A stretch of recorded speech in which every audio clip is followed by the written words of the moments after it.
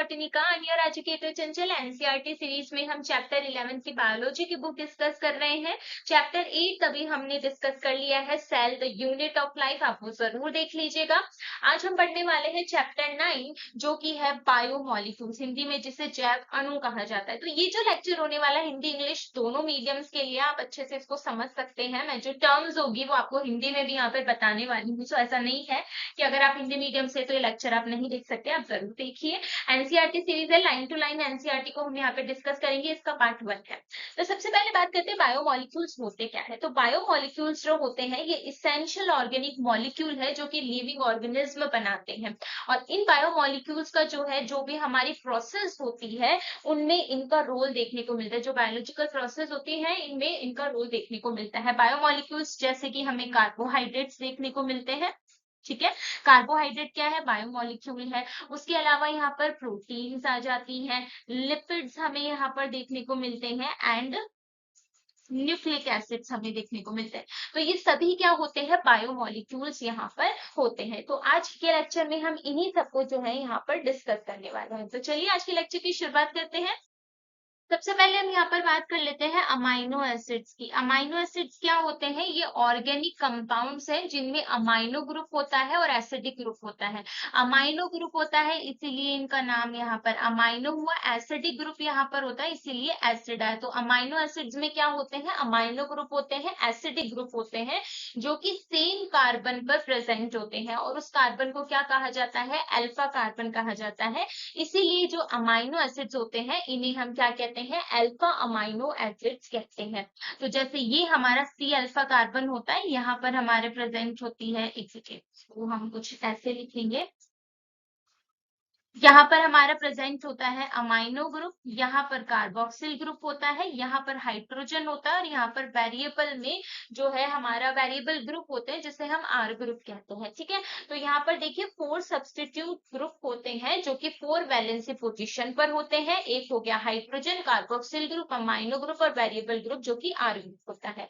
अब ये जो आर ग्रुप होता है अमाइनो एसिड्स में, यहाँ पर ही वेरिएंस देखने को मिलता है, अलग अलग टाइप जो है यहाँ पर प्रेजेंट होते हैं। इन्हीं की वजह से अमाइनो ग्रुप्स जो होते हैं, अमाइनो एसिड्स जो होते हैं उनके हमें डिफरेंट टाइप्स देखने को मिल जाते हैं, ठीक है ना। अगर हम बात करते हैं वो जो कि प्रोटीन्स बनाते हैं, वो अमाइनो एसिड जो कि प्रोटीन्स बनाते हैं वो कितने होते हैं, 20 टाइप्स के अमाइनो एसिड्स होते हैं। ये तो हमें पता है कि प्रोटीन्स जो होती है वो किससे मिलकर बनी होती है, अमाइनो एसिड से मिलकर बनी हुई होती है ना। प्रोटीन्स के बिल्डिंग ब्लॉक्स क्या होते हैं, अमाइनो एसिड्स होते हैं।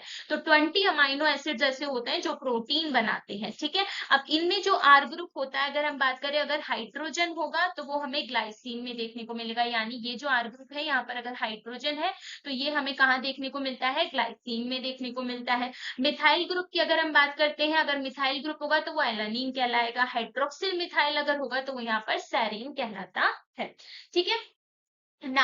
अब बात कर लेते हैं कि केमिकल और फिजिकल प्रॉपर्टीज जो होती है अमाइनो एसिड्स की, वो किन चीजों की वजह से डिटरमाइन होती है। तो सबसे पहला तो इस अमाइनो ग्रुप की वजह से होती है। उसके अलावा ये जो कार्बोक्सिल ग्रुप होता है और ये जो हमारा फंक्शनल आर ग्रुप होता है इसकी वजह से डिटरमाइन होती है, ठीक है। तो किसी भी अमाइनो एसिड की केमिकल और फिजिकल प्रॉपर्टीज इन तीनों चीजों पर डिपेंड करती है, ठीक है। अब ये नंबर ऑफ अमाइनो एसिड और जो कार्बोक्सिल ग्रुप होते हैं इसके बेस पर अगर हम अमाइनो एसिड की बात करें तो वो एसिडिक हो सकते हैं, एसिडिक जैसे कि ग्लूटामिक एसिड होता है। बेसिक हो सकते हैं जैसे लाइसिन, एसिडिक है इनमें क्या होता है, नेगेटिव चार्ज कैरी करे हुए होते हैं। ग्लूटामिक एसिड बेसिक है तो इनमें क्या होता है, पॉजिटिव चार्ज कैरी करे हुए होते हैं, जैसे कि हमें देखने को मिलता है लाइसिन, ठीक है। न्यूट्रल अगर ये होते तो कोई चार्ज नहीं होता तो वो हमें वैलिन में देखने को मिलता है, ठीक है। अब क्या होते हैं, कुछ अमाइनो एसिड जो होते हैं वो एरोमेटिक अमाइनो एसिड की कैटेगरी में रखा जाता है, उनमें रिंग स्ट्रक्चर देखने को मिलता है, जैसे tyrosine, phenyl alanine and tryptophan होते हैं।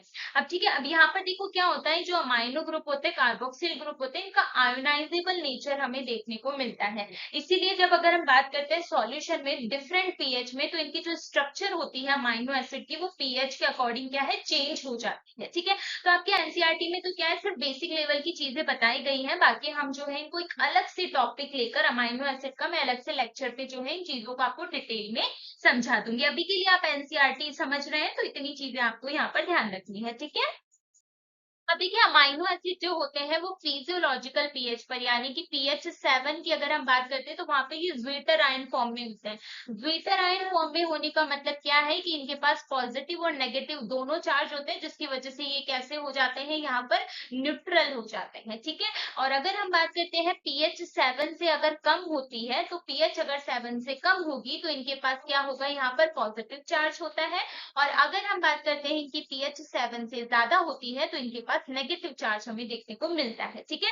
इसके अलावा मैं अमाइनो एसिड्स को डिटेल में अलग लेक्चर्स में जो है आपको समझा दूंगी। यदि आप एनसीईआरटी के अकॉर्डिंग चल रहे हैं तो आप इतना यहाँ पर समझ लीजिए।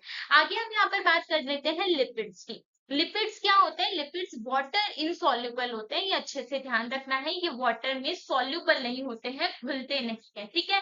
ये सिंपल फैटी एसिड्स के फॉर्म में भी हो सकते हैं। फैटी एसिड में क्या होता है, कार्बोक्सिल ग्रुप होता है जो आर ग्रुप से जुड़ा हुआ रहता है, यानी ये आर ग्रुप है और इससे क्या जुड़ा हुआ रहता है, कार्बोक्सिल ग्रुप जुड़ा हुआ रहता है। अब ये जो आर ग्रुप होता है ये मिथाइल भी हो सकता है, इथाइल भी हो सकता है, या हायर नंबर में कार्बन ग्रुप देखने को मिलता है, जैसे कि 1 से 19 कार्बन तक जो है ये हमें देखने को मिलता है। अगर मैं बात करूं पाल्मिटिक एसिड की, पाल्मिटिक एसिड में कितने होते हैं, 16 कार्बन होते हैं प्लस कार्बोक्सिल कार्बन है। और अगर हम बात करते हैं एराकिडोनिक एसिड की, तो इसमें 20 कार्बन होते हैं और प्लस कार्बोक्सिल कार्बन देखने को मिलते हैं। अब यहाँ पर ये चीज आप क्वेश्चन मार्क करके लिखना कि ये सैचुरेटेड और अनसैचुरेटेड हो सकते हैं। अब सैचुरेटेड और अनसैचुरेटेड क्या होते हैं, अगर मैं यहाँ पर बात कर रही हूँ सैचुरेटेड की, तो सैचुरेटेड में क्या होते हैं, जो डबल बॉन्ड होते हैं, कार्बन के बीच में जो डबल बॉन्ड होते हैं वो हमें यहाँ पर देखने को नहीं मिलते, यानी कार्बन सिर्फ सिंगल बॉन्ड वाले होते हैं। ठीक है। और अगर हम यहाँ पर बात करते हैं अनसैचुरेटेड की, अनसैचुरेटेड में क्या होते हैं, डबल बॉन्ड्स हमें देखने को मिलते हैं। अब ये डबल बॉन्ड एक भी हो सकते हैं और एक से ज्यादा भी हो सकते हैं। ठीक है। अदर एग्जांपल अगर हम यहाँ पर देखें सिंपल लिपिड का, तो वो ग्लिसरॉल देखने को मिलता है। ग्लिसरॉल जो होता है वो ट्राई हाइड्रोक्सी प्रोपेन होता है। ठीक है। अब यहाँ पर देखिए लिपिड्स जो होते हैं कई बार इनमें ग्लिसरॉल और फैटी एसिड्स दोनों देखने को मिलते हैं। एक तो टाइप हमने यहाँ पर लिपिड का देख लिया, फैटी एसिड होता है। ठीक है। दूसरा हमने ग्लिसरॉल देख लिया, और कई लिपिड्स ऐसे होते हैं जिसमें ग्लिसरॉल भी है और फैटी एसिड्स भी देखने को मिलते हैं। ठीक है ना। Fatty acids are found esterified with glycerol. अगर हम बात करते हैं उन लिपिड्स की जिनमें फैटी एसिड और ग्लिसरॉल दोनों प्रेजेंट होते हैं, तो वो किस फॉर्म में होते हैं, ग्लिसरॉल जो होता है एस्टेरिफाइड यहाँ पर देखने को मिलता है। ठीक है। अब ये जो है यहाँ पर मोनोग्लिसराइड हो सकते हैं, डाई हो सकते हैं, ट्राइग्लिसराइड्स होते हैं। ठीक है। इनको ऑल्सो हम क्या कहते हैं, फैट एंड ऑयल्स कहते हैं। मेल्टिंग पॉइंट जो होगा उसके बेस पर हम इन्हें फैट्स और ऑयल की कैटेगरी में यहाँ पर रख देते हैं। सबसे पहले हम यहाँ पर बात करते हैं ऑयल की। देखिए ऑयल्स जो होते हैं इनका लोअर मेल्टिंग पॉइंट होता है। ऑयल का कैसा होता है, लोअर मेल्टिंग पॉइंट होता है, इसीलिए ये क्या होते हैं, ऑयल फॉर्म में रहते हैं। विंटर्स की अगर हम बात करते हैं तो ये किस फॉर्म में रहते हैं, ऑयल फॉर्म में रहते हैं। ठीक है। कुछ लिपिड्स जो होते हैं उनमें phosphorus and phosphorylated organic compounds भी देखने को मिलते हैं, जिन्हें हम फॉस्फोलिपिड्स कहते हैं। और फॉस्फोलिपिड्स हमें कहाँ देखने को मिलते हैं, प्लाज्मा मेम्ब्रेन में। लास्ट लेक्चर में जब हमने प्लाज्मा मेम्ब्रेन पढ़ी थी तब मैंने आपको बताया था कि वहां पर जो प्लाज्मा मेम्ब्रेन होती है लिपिड से, प्रोटीन से बनी हुई होती है, तो जो लिपिड होते हैं वहां पर एक टाइप लिपिड का फॉस्फोलिपिड भी देखने को मिलता है, जिसमें लिपिड मॉलिक्यूल पे क्या होती है, फॉस्फेट ग्रुप की प्रेजेंस होती है। ठीक है। लेसिथिन जो होता है वो भी यहाँ पर एक एग्जाम्पल आ जाता है। ठीक है। ये ध्यान रखना, लेसिथिन पे तो बहुत बार क्वेश्चंस पूछे जाते हैं। ठीक है। आगे बात करते हैं, यहाँ पर नेक्स्ट बात कर लेते हैं न्यूक्लिक एसिड्स को लेकर। देखो लिविंग ऑर्गेनिज्म में नंबर ऑफ कार्बन कंपाउंड्स होते हैं जिनमें हेट्रोसाइक्लिक रिंग्स हमें देखने को मिलती है। हेट्रोसाइक्लिक रिंग्स में क्या होता है, जो साइकिल्स होती है वो सेम नहीं होती है, एक थोड़ी वो लार्ज वाली देखने को मिलती है, स्मॉल वाली होती है, इस तरीके से होते हैं। ठीक है। अब इनमें से कुछ जो होते हैं नाइट्रोजन बेसिस होते हैं, न्यूक्लिक एसिड में हमें देखने को मिलता है adenine, guanine, cytosine, uracil and thymine, है ना। न्यूक्लिक एसिड जैसे डीएनए और आरएनए होते हैं। ठीक है। इनमें क्या प्रेजेंट होता है, नाइट्रोजन बेसिस प्रेजेंट होता है। अगर डीएनए के केस में हम बात करते हैं तो एडेनिन होता है यहाँ पर, ग्वानिन यहाँ पर होता है, साइटोसिन होता है और थाइमिन होता है। आरएनए के केस में बात करते हैं तो एडेनिन यहाँ पर होता है, ग्वानिन यहाँ पर होता है, साइटोसिन यहाँ पर होता है, थाइमिन की जगह यूरासिल यहाँ पर देखने को मिलता है। तो ये सब क्या होते हैं, ये सब होते हैं नाइट्रोजन बेसिस। ठीक है, क्या है, नाइट्रोजन बेसिस होते हैं। अब अगर ये नाइट्रोजन बेसिस जो है अटैच्ड हो जाते हैं शुगर मॉलिक्यूल से, यानी कि nitrogen base plus sugar molecule अगर होगा तो हम उसे यहाँ पर क्या कहते हैं, न्यूक्लियोसाइड कहते हैं। तो न्यूक्लियोसाइड में क्या होगा, नाइट्रोजन बेस होगा जो कि शुगर से अटैच्ड होगा, तो उसे हम न्यूक्लियोसाइड कहते हैं। और अगर nitrogen base plus sugar molecule और प्लस इनके साथ फॉस्फेट भी जुड़ जाए, फॉस्फेट भी आकर जुड़ जाए, तो ये यहाँ पर क्या बना लेते हैं, न्यूक्लियो टाइड बना लेते हैं। ठीक है, क्या बना लेते हैं, न्यूक्लियोटाइड। तो अगर न्यूक्लियोसाइड की बात करेंगे तो इनमें सिर्फ क्या होगा, नाइट्रोजन बेस और शुगर मॉलिक्यूल होते हैं। अगर न्यूक्लियोटाइड की बात करते हैं तो nitrogen base sugar plus phosphate देखने को मिल जाते हैं। इतनी चीज क्लियर है। अब आगे देखिए, यहाँ पर adenosine, guanosine, thymidine, uridine and cytidine, ये सभी क्या है, न्यूक्लियोसाइड है। वही न्यूक्लियोटाइड की बात करें तो adenylic acid, thymidylic acid, guanylic acid, uridylic acid, cytidylic acid, ये सब कैसे होते हैं, न्यूक्लियोटाइड्स होते हैं। ठीक है, न्यूक्लिक एसिड्स जो होते हैं लाइक डीएनए एंड आरएनए, इनमें न्यूक्लियोटाइड्स ही देखने को मिलते हैं। जब भी आप आरएनए डीएनए की बात करोगे तो उसमें साइड नहीं होते, टाइड्स देखने को मिलता है। फॉस्फेट जो है वो भी वहां पर देखने को मिलता है। और ये तो हमें पता है कि डीएनए आरएनए जो होता है जेनेटिक मटेरियल की तरह फंक्शन करते हैं। इतनी चीजें क्लियर है। तो अब हम इनकी थोड़ी स्ट्रक्चर यहाँ पर देख लेते हैं। सबसे पहले हम शुगर मॉलिक्यूल्स, कार्बोहाइड्रेट्स को यहाँ पर ले लेते हैं। ठीक है, जैसे ये ग्लूकोज है, राइबोज है, ये 6 कार्बन होता है और ये यहाँ पर 5 कार्बन मॉलिक्यूल हमें देखने को मिल जाते हैं। अमाइनो एसिड्स की बात करते हैं तो ग्लाइसिन है, एलानिन है, सेरिन है, ये क्या है, इनके वेरिएबल आर ग्रुप्स होते हैं जिनके बेस पर इनके डिफरेंट टाइप देखने को मिलते हैं, बाकी जो है उससे सेम ही होता है। देन बात करते हैं फैट एंड ऑयल्स का, लिपिड्स में जो होते हैं तो देखिए फैटी एसिड, पाल्मिटिक एसिड की अगर हम बात करते हैं 16 कार्बन वाला होता है, प्लस यहाँ पर ये कार्बोक्सिल जुड़ा हुआ है। ग्लिसरॉल होता है यहाँ पर, उसके अलावा यहाँ पर ट्राइग्लिसराइड्स हैं। ठीक है, फॉस्फोलिपिड्स, लेसिथिन जो कि हमें प्लाज्मा मेम्ब्रेन में देखने को मिलते हैं। कोलेस्ट्रॉल, कोलेस्ट्रॉल जो होते हैं उनकी भी प्रेजेंस प्लाज्मा मेम्ब्रेन में देखने को मिल जाती है। ठीक है, आगे हम यहाँ पे बात करते हैं नाइट्रोजन बेसिस, जैसे ये एडेनिन होते हैं, यूरेसिल होते हैं, ये न्यूक्लियोसाइड होता है। तो जैसे मैंने कहा था कि न्यूक्लियोसाइड में क्या होता है, हमारे नाइट्रोजन बेसिस होते हैं और उनसे क्या जुड़ जाता है, शुगर मॉलिक्यूल। तो ये क्या है, हमारा एडेनिन एक नाइट्रोजन बेस है और इससे ये क्या है, शुगर मॉलिक्यूल यहाँ पर जुड़ गया तो ये न्यूक्लियोसाइड बनाता है। न्यूक्लियोटाइड की बात करते हैं तो ये तो क्या है, हमारा नाइट्रोजन बेस है। ठीक है, ये क्या है, यहाँ पर शुगर मॉलिक्यूल है और ये यहाँ पर क्या जुड़ जाता है, फॉस्फेट ग्रुप आकर जुड़ जाता है। ठीक है, तो ये क्या बना लेते हैं, न्यूक्लियोटाइड बना लेते हैं। इतनी चीजें क्लियर है। तो नेक्स्ट अब हम यहाँ पर बात कर लेते हैं मेटाबोलाइट्स को लेकर। तो दो तरीके से होते हैं, प्राइमरी और सेकेंडरी मेटाबोलाइट्स। अगर मैं यहाँ पर बात करती हूँ प्राइमरी मेटाबोलाइट्स की, प्राइमरी मेटाबोलाइट्स जो होते हैं वो इसेंशियल मॉलिक्यूल्स होते हैं। इसेंशियल मॉलिक्यूल्स होते हैं, लिविंग ऑर्गेनिज्म इनको प्रोड्यूस करते हैं और इनका रोल हमें देखने को मिलता है ग्रोथ में। ठीक है, डेवलपमेंट में, ऑर्गेनिज्म की डेवलपमेंट ग्रोथ के लिए जो है ये जरूरी होते हैं। ठीक है, जैसे अगर हम बात करते हैं कार्बोहाइड्रेट्स की, कार्बोहाइड्रेट्स क्या है, प्राइमरी मेटाबोलाइट है। उसके अलावा यहाँ पर आ जाती है प्रोटीन्स हो जाती हैं। ठीक है, देन न्यूक्लिक एसिड हमें यहाँ पर देखने को मिलता है। तो ये सभी कैसे होते हैं, प्राइमरी मेटाबोलाइट्स की कैटेगरी में रखे जाते हैं, जो कि इसेंशियल है प्लांट की ग्रोथ के लिए, उसके डेवलपमेंट के लिए। ठीक है, सेकेंड इनमें मेटाबोलाइट आ जाते हैं सेकेंडरी मेटाबोलाइट। अब सेकेंडरी मेटाबोलाइट जो होते हैं वो यहाँ पर इसेंशियल नहीं होते, जरूरी नहीं है कि ये होंगे तभी प्लांट सरवाइव करेगा, ये होंगे तभी प्लांट ग्रोथ करेगा। ठीक है, तो ग्रोथ के लिए ये बनना ही इतने इसेंशियल होते हैं, हालांकि बनाते इनको लिविंग ऑर्गेनिज्म ही है, लेकिन इनके अदर फंक्शंस हमें देखने को मिलते हैं। डेवलपमेंट के अलावा क्या होते हैं, अदर फंक्शंस होते हैं, जैसे कि डिफेंस में हमें देखने को मिलता है इनका रोल, डिफेंस हो जाता है। उसके अलावा जो ये इकोलॉजिकल इंटरेक्शन एक दूसरे से करते हैं उसके लिए इनका रोल यहाँ पर हो जाता है। तो मेटाबोलाइट्स को दो कैटेगरी में हम इस तरह से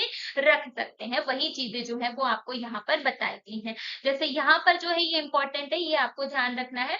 प्राइमरी मेटाबोलाइट्स तो मैंने बताई दिए, जैसे कार्बोहाइड्रेट हो गए, प्रोटीन हो गए, न्यूक्लिक एसिड हो गए, जो भी हम पढ़ रहे हैं। सेकेंडरी मेटाबोलाइट्स की अगर हम बात करते हैं तो जैसे पिगमेंट्स की बात करें तो कैरेटिनॉइड्स हो गए, एंथोसाइनिन हो गए। अब इनका रोल क्या है, ग्रोथ में तो इतना ही है, लेकिन अदर रोल इनके यहाँ पर हमें देखने को मिल जाते हैं। जैसे कैरेटिनॉइड की अगर मैं बात करती हूँ, ठीक है, कैरेटिनॉइड क्या करते हैं, एक तो क्या है, हमारे जो फोटोसिंथेसिस की प्रोसेस होती है तो क्लोरोफिल के साथ क्या ये एक्सेसरी पिगमेंट की तरह काम करते हैं। ठीक है, कलर प्रोवाइड करवाते हैं। तो ये सारा हो जाता है। एल्केलॉइड्स की बात करते हैं तो मॉर्फिन आ जाता है, कोडीन यहाँ पर आ जाता है। उसके अलावा यहाँ पर टर्पिनॉइड्स होते हैं, मोनोटर्पिन्स, डाइटर्पिन्स, इसेंशियल ऑयल्स में देखने को मिलते हैं जैसे लेमन ग्रास ऑयल। टॉक्सिन्स होते हैं, ठीक है। उसके अलावा लेसिथिन हमें देखने को मिलते हैं, ड्रग्स यहाँ पर हो जाते हैं, और पॉलीमेरिक सब्सटेंस जो हो जाते हैं। तो ये सभी क्या है, सेकेंडरी मेटाबोलाइट्स हैं, जो कि ग्रोथ के लिए तो नहीं काम करते बट अदर फंक्शंस के लिए यहाँ पर देखने को मिलते हैं। इतनी चीज क्लियर है। तो नेक्स्ट अब हम यहाँ पर बात कर लेते हैं बायो मैक्रोमोलिक्यूल्स। अब देखिए यहाँ पर जितने भी कंपाउंड्स होते हैं जो कि एसिड सॉल्युबल वाले होते हैं, एसिड में घुल जाते हैं, उनमें क्या देखने को मिलता है कि जो मॉलिक्यूलर वेट होता है वो 18 से 800 डाल्टन पर देखने को मिलता है। और वो कंपाउंड जो कि एसिड इनसॉल्युबल होते हैं, एसिड में घुलते नहीं है, उनकी अगर हम बात करें तो 4 टाइप्स यहाँ पर हो जाते हैं। कौन कौन से हो जाते हैं जो एसिड में नहीं घुलेंगे? एक तो हमारी हो जाएगी प्रोटीन, दूसरा हमें यहाँ पर देखने को मिल जाएगा न्यूक्लिक एसिड, है ना। उसके अलावा यहाँ पर हो जाते हैं पॉलीसेकेराइड्स, ठीक है। एंड हमें यहाँ पर लिपिड देखने को मिलते हैं। तो ये कैसे होते हैं? ये एसिड में इनसॉल्युबल है, ये अच्छे से ध्यान रहे, एसिड में ये घुलते नहीं है। तो इनमें क्या होता है, अगर हम बात करते हैं लिपिड को एक्सेप्शन केस रखकर, मॉलिक्यूलर वेट बाकी इनका, प्रोटीन का, न्यूक्लिक एसिड का और पॉलीसेकेराइड का 10,000 डाल्टन या उससे अबाव जो है हमें देखने को मिल जाता है। तो अब हम यहाँ दो तरीके से मॉलिक्यूल्स को लिविंग ऑर्गेनिज्म में देखते हैं। पहले तो वो हो जाते हैं जिनका molecular weight less than 1000 Dalton होता है, ठीक है। कैसा होता है? लेस देन 1000 डाल्टन अगर मॉलिक्यूलर वेट होता है तो उन्हें किस कैटेगरी में रखा जाता है? माइक्रो मॉलिक्यूल्स की कैटेगरी में रखा जाता है, ठीक है ना। अब इनमें से वो जो कि एसिड इनसॉल्युबल फ्रैक्शन में होते हैं उन्हें मैक्रो मॉलिक्यूल्स कहते हैं या बायो मैक्रोमोलिक्यूल्स कहा जाता है। अगर हम बात करते हैं यहाँ पर उन मॉलिक्यूल्स की जो इनसॉल्युबल है, लिपिड को एक्सेप्शन रखिए, तो ये पॉलीमेरिक सब्सटेंस होते हैं। पॉलीमेरिक सब्सटेंस होने का मतलब क्या है? जैसे कि अगर मैं प्रोटीन्स की बात करूं तो इसमें क्या है, अमाइनो एसिड्स के पॉलीमर्स होते हैं, यानी कि बहुत सारे अमाइनो एसिड्स मिलकर प्रोटीन्स बनाते हैं। न्यूक्लिक एसिड की अगर मैं बात करती हूँ तो इसमें हमारे क्या देखने को मिलते हैं? हमें न्यूक्लियोटाइड्स देखने को मिल जाते हैं। वहीं अगर हम पॉलीसेकेराइड की बात करते हैं तो शुगर मॉलिक्यूल्स के पॉलीमर्स होते हैं। तो ये सभी क्या है? पॉलीमर सब्सटेंस हमें देखने को मिलते हैं। लेकिन अगर हम बात करते हैं लिपिड्स की, इनका मॉलिक्यूलर वेट कैसा होता है? 800 डाल्टन से ज्यादा देखने को नहीं मिलता। अब ये हमने कहा कि यहाँ पर जिनका 800 डाल्टन वाला जो मॉलिक्यूलर वेट होता है वो तो कैसे होते हैं? सॉल्युबल होते हैं, है ना। कैसे होते हैं? सॉल्युबल होते हैं। लेकिन हम यहाँ पर कह रहे हैं कि लिपिड जो होता है इसका 800 डाल्टन ही है, फिर भी ये इनसॉल्युबल है, ठीक है। फिर भी ये कैसा है? एसिड में insoluble.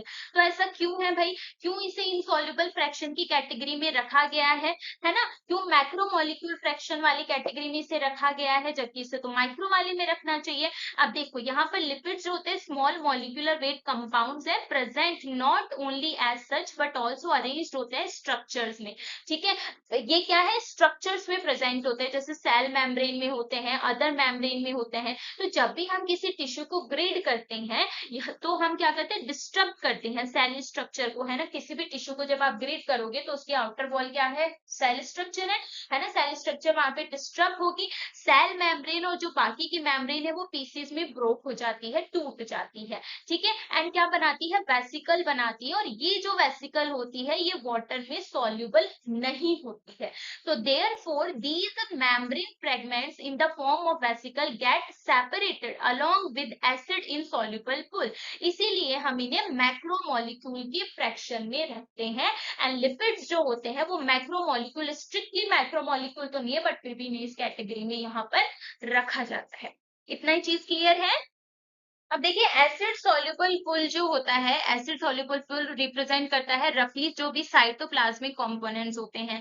And macromolecules from cytoplasm and organelle ये मिलकर एसिड इनसॉल्युबल बना लेते हैं, ठीक है। तो जो भी एसिड सॉल्युबल होता है वो वहां पर कौन सा कंपोजिशन है? जो साइटोप्लाज्म में देखने को मिलेगा। एंड मैक्रोमोलिक्यूल जो साइटोप्लाज्म और ऑर्गेनल दोनों के हैं वो मिलकर यहाँ पर क्या बना लेते हैं? Acid insoluble. अब वो एसिड में वहां पर घुलते नहीं है, ठीक है ना अभी हम यहाँ पर बात कर लेते हैं, मोस्ट इंपॉर्टेंट है, इसको अच्छे से समझना। अगर मैं ये कंपोनेंट्स दिए गए हैं सेल के और इनका टोटल परसेंट कितना होता है वो दिया गया, तो सबसे ज्यादा सेल में हमें क्या देखने को मिलता है, वाटर देखने को मिलता है। ध्यान रहे, सबसे ज्यादा परसेंटेज किसका होता है सेल्यूलर मास में, वाटर का होता है। देन सेकंड नंबर पर यहाँ पर कौन आ जाता है, प्रोटीन। देन कार्बोहाइड्रेट हमें देखने को मिलता है, नहीं एक सेकेंड, प्रोटीन है, प्रोटीन के बाद न्यूक्लिक एसिड हमें देखने को मिलते हैं, उसके बाद में यहाँ पर कार्बोहाइड्रेट आ जाते हैं, देन लिपिड्स आ जाते हैं, और सबसे लास्ट कैटेगरी में यहाँ पर कौन आ जाते हैं, आयंस आ जाते हैं। ठीक है, तो ये कंपोजिशन आपको यहाँ पर ध्यान रखना है। अब आगे हम बात कर लेते हैं प्रोटीन्स की। प्रोटीन्स जो है पॉलीपेप्टाइड्स होते हैं। कैसे होते हैं, पॉलीपेप्टाइड्स होते हैं। पेप्टाइड की क्या है, यहाँ पर बहुत सारी यूनिट्स हमें देखने को मिलती है। अमाइनो एसिड जो है इनके बिल्डिंग ब्लॉक्स होते हैं, तो लिनियर चेन होती है अमाइनो एसिड की, जो कि किस बॉन्ड से जुड़ी होगी, पेप्टाइड बॉन्ड से जुड़ी हुई होगी। तो पूछा जाता है कि प्रोटीन्स में कौन सा बॉन्ड पाया जाता है, तो पेप्टाइड बॉन्ड देखने को मिलता है। अब यहाँ पर अगर आप देखिए तो कुछ प्रोटीन्स और उनके फंक्शन दिए गए हैं जो मोस्ट इंपॉर्टेंट है, आपको अच्छे से देखना है। जैसे बात करते हैं कोलेजन की। कोलेजन जो होता है इनका इंटरसेल्युलर ग्राउंड सब्सटेंस का फंक्शन देखने को मिलता है। ट्रिप्सिन की बात करें तो ये एंजाइम की तरह फंक्शन करता है। इंसुलिन हार्मोन है।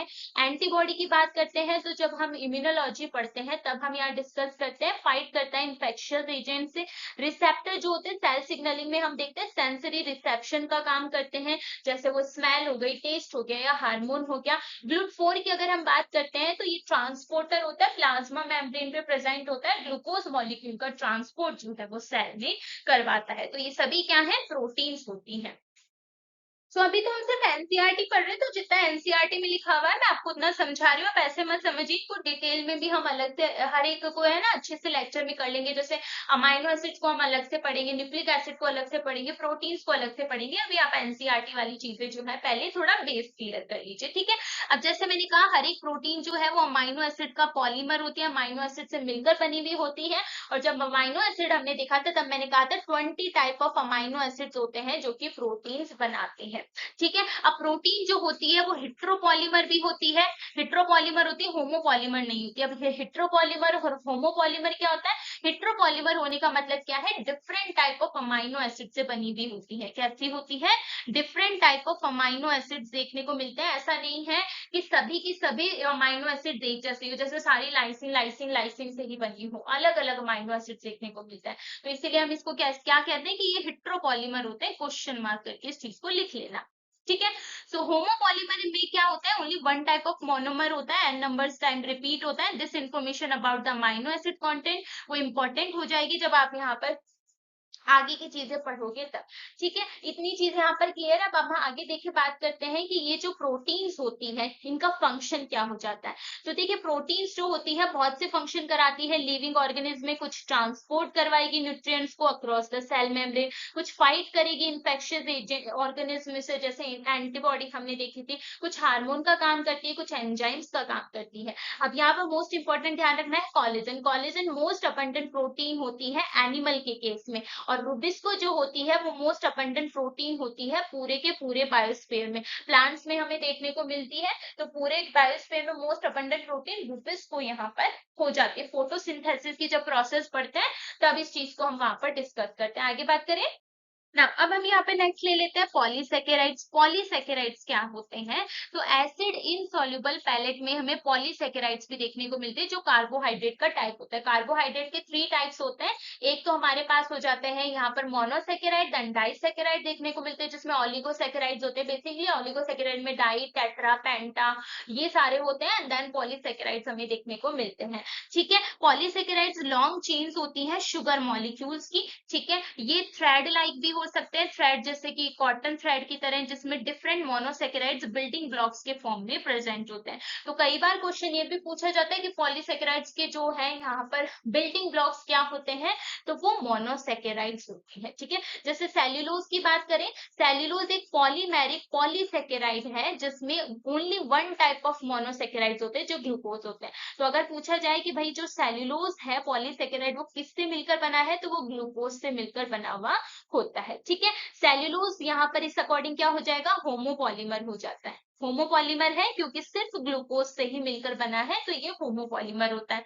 वहीं अगर हम बात करते हैं स्टार्च की, स्टार्च जो है इसका एक वेरिएंट होता है, लेकिन प्रेजेंट होता है store house of energy in the plant tissue. Starch जो होता है वो स्टोर फॉर्म में वहां पर देखने को मिलता है ना। एनिमल्स में अगर हम बात करें तो इसका वेरिएंट ग्लाइकोजन देखने को मिल जाता है। इनुलिन की अगर हम बात करते हैं, इनुलिन पॉलीमर होता है फ्रक्टोज का। यहाँ से रिसेंट में क्वेश्चन पूछा गया था, मोस्ट इंपॉर्टेंट करके इस चीज को लिखना कि इनुलिन क्या है, फ्रक्टोज का पॉलीमर होता है। ठीक है, पॉलीसेकेराइड चेन जैसे ग्लाइकोजन की बात करें तो राइट एंड जो होता है रिड्यूसिंग एंड होता है, लेफ्ट एंड जो है नॉन रिड्यूसिंग एंड होता है। अब यहाँ पर दो एंड्स हमें देखने को मिल जाते हैं, एक हो जाता है रिड्यूसिंग एंड और दूसरा यहाँ पर हो जाता है नॉन रिड्यूसिंग एंड। तो रिड्यूसिंग एंड और नॉन रिड्यूसिंग एंड क्या होता है, नॉन रिड्यूसिंग एंड जो होता है वो क्या होता है, चेन में हमें देखने को मिलता है, यानी कि ये फ्री जो है वो नहीं होता। जबकि रिड्यूसिंग एंड जो होता है वो क्या होता है, यहाँ पर फ्री एंड हमें देखने को मिलता है, यानी ये जो है वो रिएक्शन यहाँ पर कर सकता है, क्योंकि फ्री है तो ये रिएक्शन यहाँ पर कर सकता है। ठीक है ना। अब इसमें ब्रांचेस हमें देखने को मिलती है, जैसे आप यहाँ पे कार्बन के फॉर्म में ये ब्रांचेस जो है वो इस तरह से देख सकते हो, तो ब्रांच के फॉर्म में यहाँ पर प्रेजेंट होता है। ठीक है, स्टार्च की अगर हम बात करें तो ये हेलिकल सेकेंडरी स्ट्रक्चर बनाता है। ठीक है, सेल्यूलोज जो होता है उसमें कॉम्प्लेक्स हेलिक्स नहीं होते, इसलिए जो है वो ये I2 जो है यहाँ पर होल्ड नहीं करता। इतनी चीज क्लियर है। प्लांट सेल वॉल की अगर हम बात करते हैं तो प्लांट सेल वॉल जो होते हैं वो सेल्यूलोज से ही बनी हुई होती है। ठीक है, पेपर मेड जो होता है प्लांट पल्प से एंड कॉटन फाइबर, ये सभी कैसे होते हैं, सेल्यूलोजिक होते हैं। ठीक है, यहाँ पर मोर कॉम्प्लेक्स पॉलीसेकेराइड्स भी हमें नेचर में देखने को मिलता है।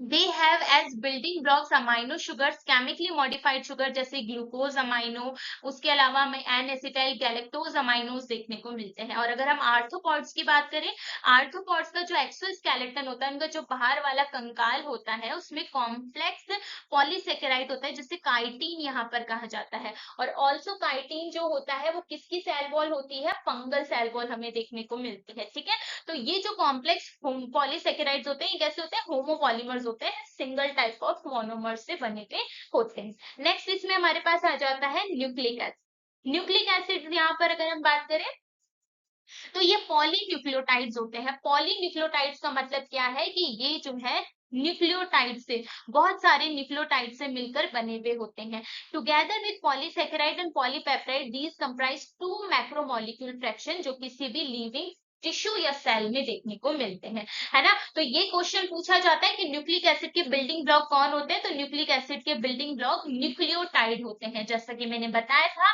न्यूक्लियोटाइड में क्या क्या होता है, एक तो हमारे पास नाइट्रोजन बेस होता है, प्लस इसमें क्या होता है, शुगर मॉलिक्यूल होता है, प्लस इसमें फॉस्फेट ग्रुप देखने को मिलता है। इसे हम क्या कहते हैं, न्यूक्लियोटाइड कहते हैं। तो इस अकॉर्डिंग न्यूक्लियोटाइड यहाँ पर क्या हो जाएगा, ये न्यूक्लियोटाइड जो है हमारा कैसा होगा, हेट्रोपॉलीमर देखने को मिलता है। अब देखो न्यूक्लियोटाइड जो होता है इसमें 3 केमिकली डिस्टिंक्ट कंपोनेंट्स होते हैं, बेस हो गया, शुगर हो गया, फॉस्फेट हो गया। एक हेट्रोसाइक्लिक कंपाउंड होता है, दूसरा मोनोसेकेराइड और तीसरा फॉस्फोरिक एसिड या फॉस्फेट देखने को मिलता है। इतनी चीज क्लियर है। अब देखिए यहाँ पर जो नाइट्रोजन बेस होता है उसके हमें दो टाइप्स देखने को मिल जाते हैं। ठीक है, एक यहाँ पर हो जाता है प्यूरिन और दूसरा यहाँ पर हो जाता है पाइरिमिडिन, है ना, प्यूरिन एंड पाइरिमिडिन। प्यूरिन की बात करें तो यहाँ पर एडेनिन देखने को मिलता है, ग्वानिन देखने को मिलता है। पाइरिमिडिन की बात करें थाइमिन है, यूरेसिल है और साइटोसिन यहाँ पर हो जाते हैं। शुगर मॉलिक्यूल्स की अगर हम बात करते हैं तो दो तरह से शुगर मॉलिक्यूल होते हैं। यहाँ पर एक राइबोस शुगर होती है जो कि हमें कहाँ देखने को मिलती है, आरएनए में देखने को मिलती है, और दूसरी यहाँ पर हो जाती है डीऑक्सी राइबोस। डीऑक्सीराइबोस शुगर में जो 2 प्राइम कार्बन होता है वहां पर सिर्फ हाइड्रोजन देखने को मिलता है, और ये हमें डीएनए में देखने को मिलता है। अगेन जब मैं अलग से लेक्चर्स में पढ़ाऊंगी आपको डीएनए, आरएनए, न्यूक्लियोटाइड्स, तो इनको वहां पर अच्छे से डिस्कस कर लेंगे। एनसीईआरटी के अकॉर्डिंग आप इतनी चीजें ध्यान रखिए। अब नेक्स्ट यहाँ पर आ जाती है प्रोटीन की स्ट्रक्चर। प्रोटीन की स्ट्रक्चर जैसे मैंने आपको बताया ये हेट्रोपॉलीमर होते हैं अमाइनो एसिड्स के, यानी कि यहाँ पर different type of amino acid से मिलकर ये बने हुए होते हैं। ठीक है, सबसे पहले हम इनकी प्राइमरी स्ट्रक्चर की बात करें तो प्राइमरी स्ट्रक्चर में क्या होता है, अमाइनो एसिड का सीक्वेंस देखने को मिलता है। जैसे कि यहाँ पर हो जाता है लाइसिन हो गया, फिर अगर मैं बात करूं तो यहाँ पर हमारे पास एस्पार्टिक हो जाता है, देन अगर मैं यहाँ पर बात करूं तो ग्लाइसिन हो गया। तो ये इस तरीके से जो सीक्वेंस है अमाइनो एसिड का, इसको हम क्या कहते हैं, प्राइमरी स्ट्रक्चर कहते हैं प्रोटीन की। इतनी चीज क्लियर है। सो इस अकॉर्डिंग मैं बात करूंगी तो ये वाला कैसा हो जाता है, यहाँ से स्टार्टिंग करते हैं हमेशा, तो ये क्या है, फर्स्ट अमाइनो एसिड हो जाता है, ठीक है। और जो यहाँ पर लास्ट में आएगा वो कैसा हो जाएगा, लास्ट अमाइनो एसिड कहेंगे। तो हमेशा स्टार्टिंग कहाँ से होती है, इस एंड से देखने को मिलती है।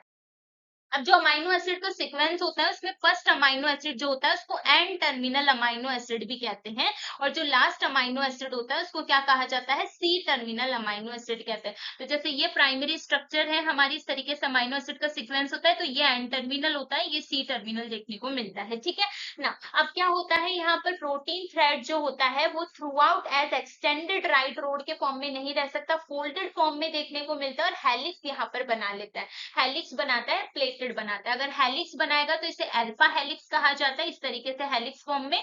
और अगर ये प्लेटेड फॉर्म में होता है तो इसको बीटा प्लेटेड शीट्स कहते हैं, जो कि इसकी क्या है, सेकेंडरी स्ट्रक्चर होती है। और अगर फोल्डिंग हमें देखने को मिलती है तो वो टर्शरी स्ट्रक्चर हो जाती है, जिसमें क्या है, देखिए प्राइमरी की अगर हम यहाँ पर बात करते हैं, अमाइनो एसिड का सीक्वेंस होता है, ठीक है। यहाँ पर क्या हो जाते हैं, कौन से बॉन्ड देखने को मिलते हैं, पेप्टाइड बॉन्ड देखने को मिलते हैं।